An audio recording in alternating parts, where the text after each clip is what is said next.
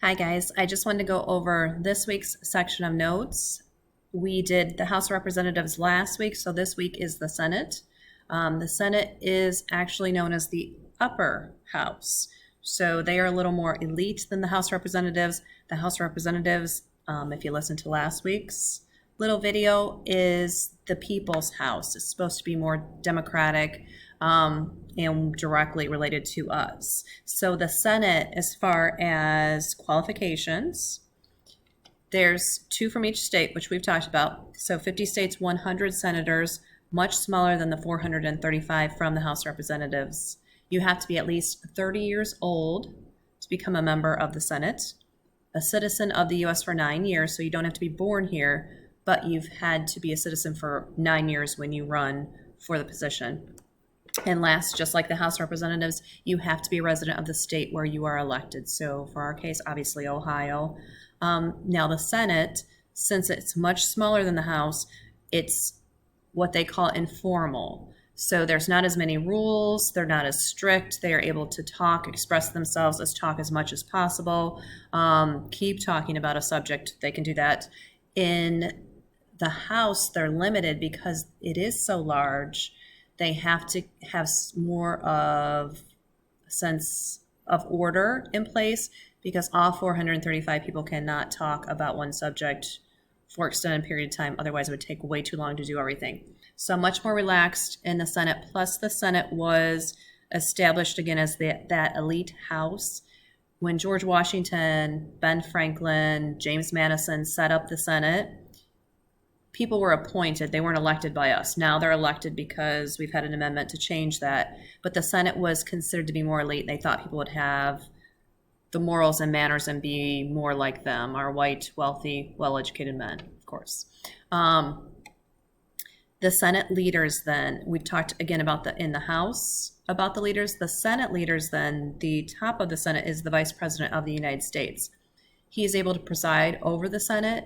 And if there's a tie, like if something would come up 50-50, he is the tiebreaker. Of course, right now we have Vice President Pence, so he would vote along Republican lines. In January, we will have Vice President Harris, and she would vote along the Democratic lines because she's a Democrat. So the Vice President is the top. Senate leaders don't have as much power as the House leaders because, again, it's a smaller group. You're in charge of a smaller group as well. They don't have as many leaders as the House either, which makes sense because, again, a smaller group. There's also someone called a president pro tempore.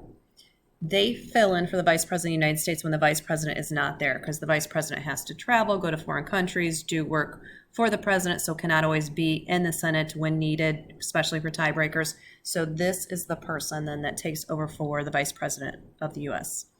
Okay, majority and minority leaders. Okay, this is not dealing with race or sex or anything like we think of today with minority.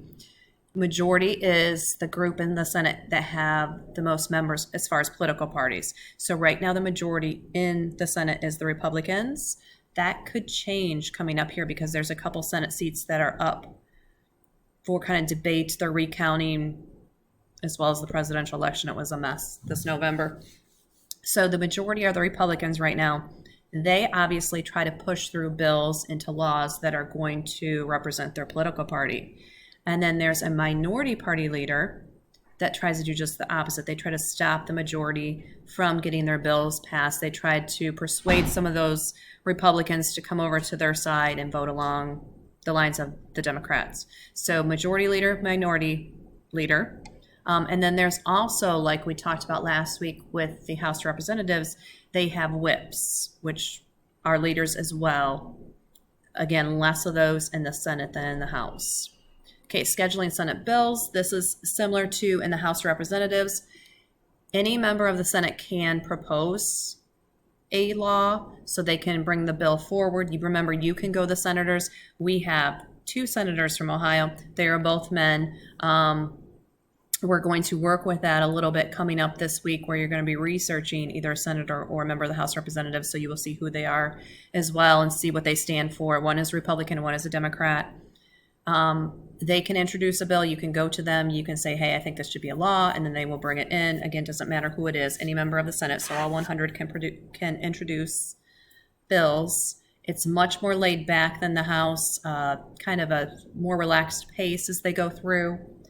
Also, with this, they want to schedule the bills and plan the bills when they know that their party is going to be there and going to vote the way that they want them to vote, either yay or nay on the bill. And then finally, there's this thing called a filibuster, which is kind of a cool name. Filibuster is a tactic where they stall and they try to prevent a bill from becoming a law. They try to prevent people from voting on it and it turning into a law. So it's where a person stands up and they could talk for hours, for days even, about pretty much anything and just stop the whole process of voting on the bill and having the bill pass. This is to try to get it so that the majority side does not have enough people there to vote the bill through, and it works in a lot of cases and is perfectly illegal. There is a way to stop a filibuster, but it is another vote and is difficult to do. So filibusters happen in the Senate, not in the House, and it's just a way to try to stop bills from being passed. Okay, I went super quick here. Remember, as you guys are going through this, you're writing down your notes. These notes go into your folder.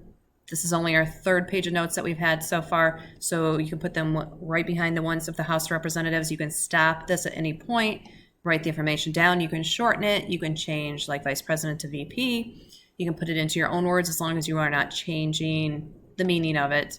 And then you will use this section of notes as well as the notes from last week to do the questions, the assessment questions that are on the back that are also here in Google Classroom. So as always, if you have any questions, email me, message me, let me know, and I will help you out.